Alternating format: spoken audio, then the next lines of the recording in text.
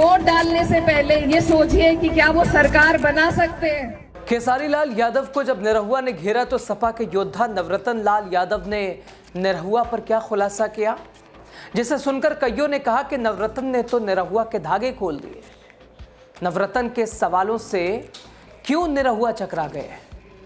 इकरा हसन ने इधर बिहार में योगी के डायलॉग के जरिए ओवैसी पर ऐसी बात रखी जिसने उनकी जनसभा में जो लोग थे वो तालियां बजाने लगे। इकरा हसन के तर्क को सुनकर ओवैसी के समर्थक भी कहने लगे, अखिलेश की इकरा हसन तो 16 आना सच कह रही है। नमस्कार, खबर क्या आपको बता रहे हैं, आप देख रहे हैं द राजनीति का विशेष सेगमेंट। मैं हूं आपके साथ यासूर रजा।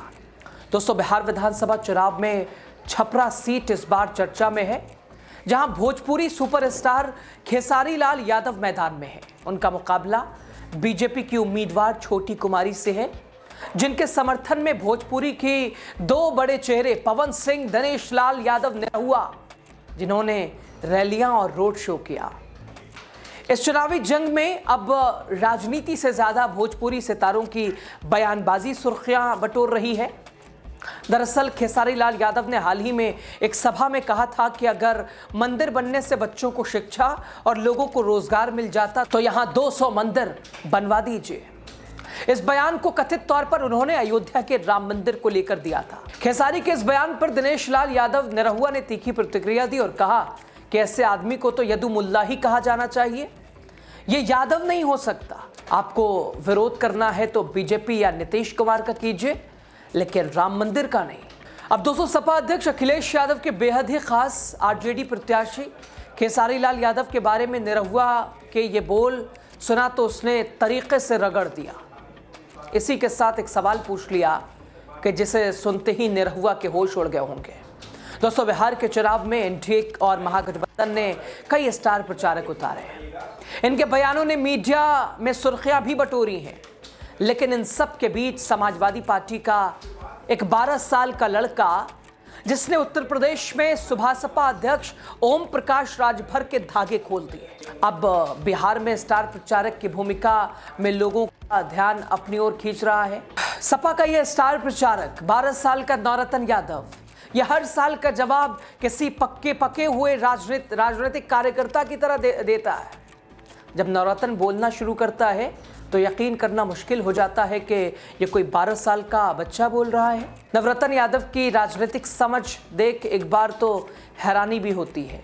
छपरा में आरजेडी प्रत्याशी खेसारी लाल यादव को घेरने के लिए बीजेपी की ओर से जब निरहुआ समेत भोजपुरी फिल्मों के 4 सुपरस्टार को भेजा गया, जब निरहुआ ने खेसारी यदुमुल्ला कहा, ये नवरत्न लाल यादव गुस्से से तमतमा गया।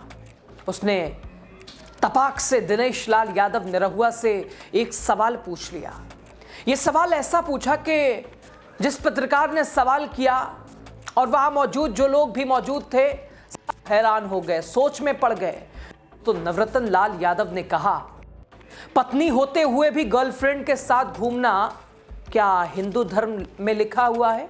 उनसे सवाल कीजिए, हिंदू धर्म में क्या ऐसा कुछ लिखा हुआ है? आप उनकी पत्नी का नाम जानते हैं? कोई नहीं जानता। खेसारी लाल यादव की फैमिली का नाम एक एक बच्चा जानता है। आप जानते हैं पत्रकार जी? हूं मत कहिए, नहीं जानते हैं आप तो ऐसे हैं दिनेश लाल यादव जो अपनी फैमिली को बढ़ाते नहीं हैं। कृष्णा जी के बारे में वो क्या कहेंगे? उनके बड़े भाई विजय लाल यादव मंच पर बैठे हैं। खेसारी लाल यादव के टक्कर में ना कोई था और ना है।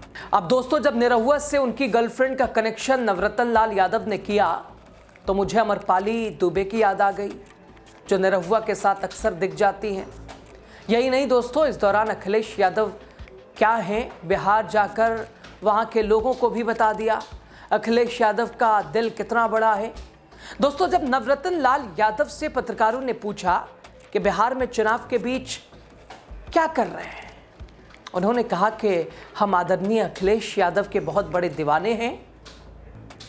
जब मुलायम सिंह यादव का देहांत हुआ था तब मैं पैदल निकल गया था, मुझे जीआरपी वालों ने पकड़ लिया था, तो मेरा वीडियो बहुत वायरल हुआ था। तब अखिलेश यादव ने मुझे बुलाकर आशीर्वाद दिया था। इसके बाद उपचुनाव घोसी में मैंने चुनाव प्रचार किया था। तब ओम प्रकाश राजभर के खिलाफ मैंने प्रचार किया था और तब से अखिलेश यादव ने मुझे गोद ले लिया है।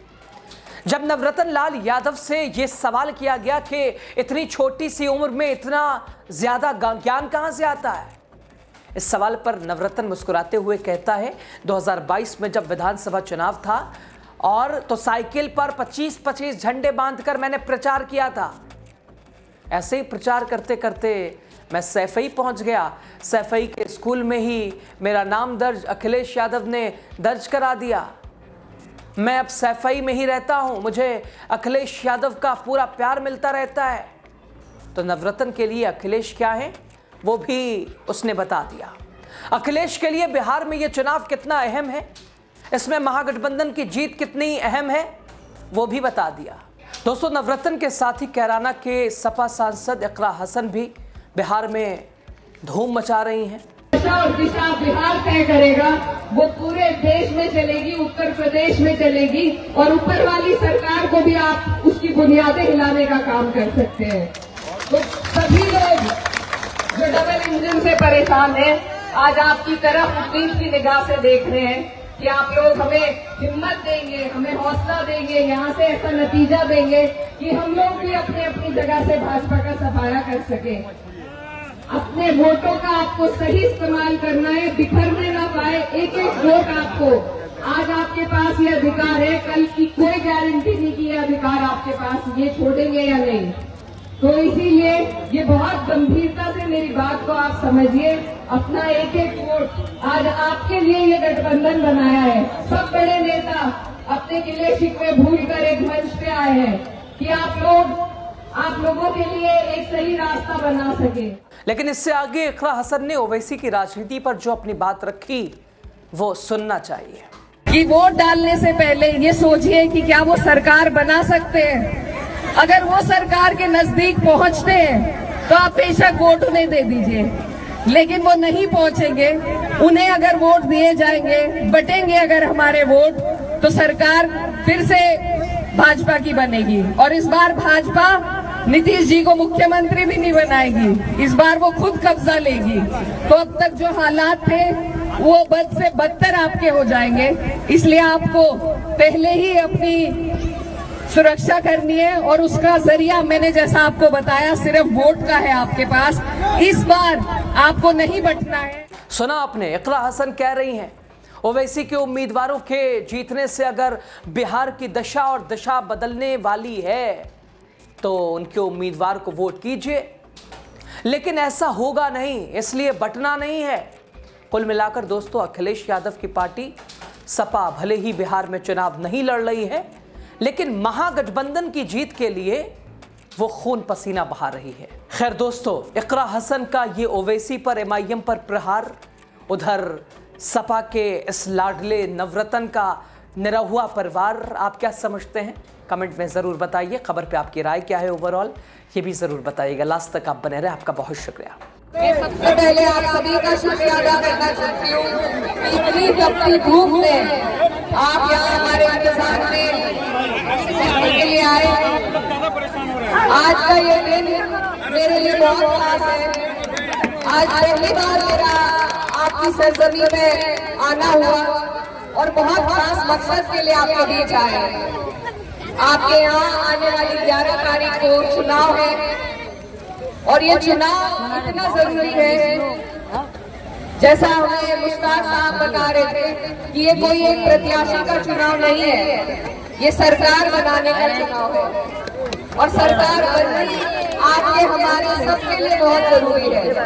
मैं आपको बताना चाहता हूँ कि बिहार के इस चुनाव में पूरे देश की नजर टिकी हुई है।